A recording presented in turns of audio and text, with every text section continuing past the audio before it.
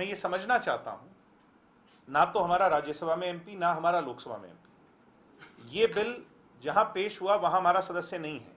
ये बिल हरियाणा की विधानसभा में ना ही आया है, ना ही आएगा, ना ही एमएलए इसको मंजूर करेंगे। तो इससे हरियाणा स्टेट के जो किसान इंपैक्टेड हैं, हम उनकी भावना को लेकर के, दीन बंधु सर छोटू राम की कही भी बात, ए भोले किसान बोलना सीख और अपने को पहचान। दुष्यंत आज सरकार के साथ रह करके किसानों की लड़ाई अगर लड़ेगा तो ज्यादा बेहतर है।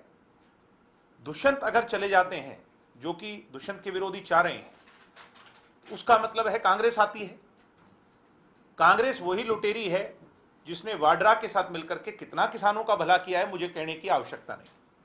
क्या हरियाणा की जनता, देश की जनता, भूपेंद्र हुड्डा जैसे तानाशाह किसानों को लूटने वाले व्यक्ति को हरियाणा में दोबारा देखना चाहती है? तो ये समझना होगा किसानों को, हम सब लोगों को, कि हिडन एजेंडा क्या है। हिडन एजेंडा कुछ और है।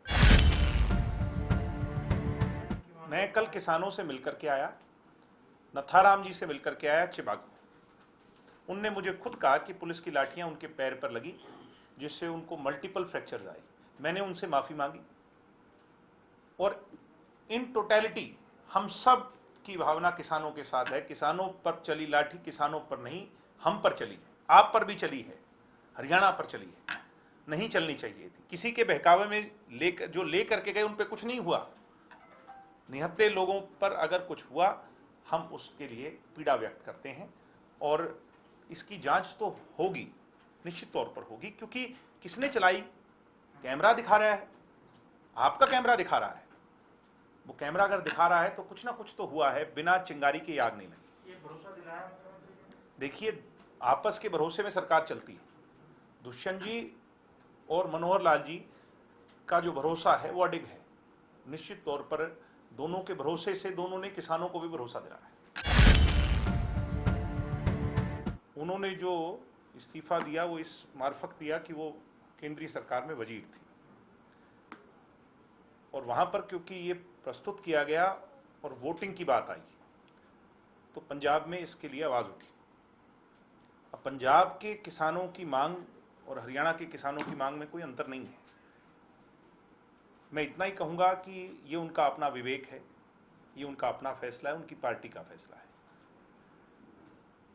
जननायक जनता पार्टी की जहां तक बात है, हम बड़ी स्पष्टता से कह रहे हैं कि एमएसपी के मुद्दे पर आज, क्योंकि प्रधानमंत्री मोदी जी ने अभी देश को संबोधित किया और इतनी स्पष्टता से कहा कि उसके साथ कोई छेड़खानी नहीं की जाएगी, मंडियों के साथ छेड़खानी नहीं की जाएगी, आड़तियों के साथ कोई छेड़खानी नहीं की जाएगी, उनकी आड़त के साथ, तो फिर कोई संकोच बच ही नहीं जाता।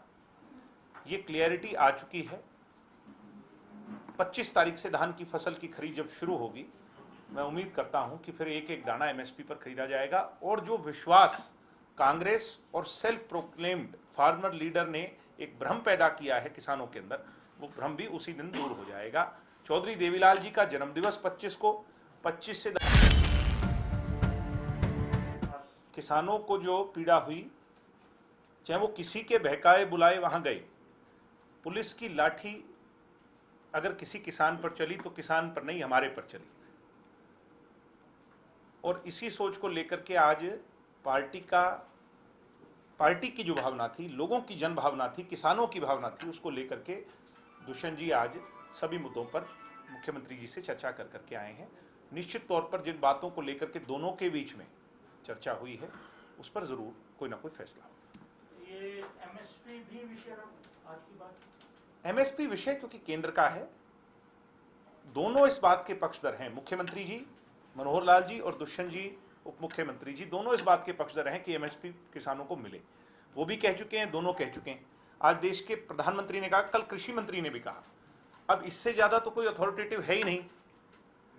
तो मेरे हिसाब से हमें विश्वास करना चाहिए। जब देश हर बात पर देश के प्रधानमंत्री का विश्वास करता आया है, तो आज इतनी बड़ी बात उन्होंने कुछ सोच समझ करके कही, तो हमें उन पर विश्वास करना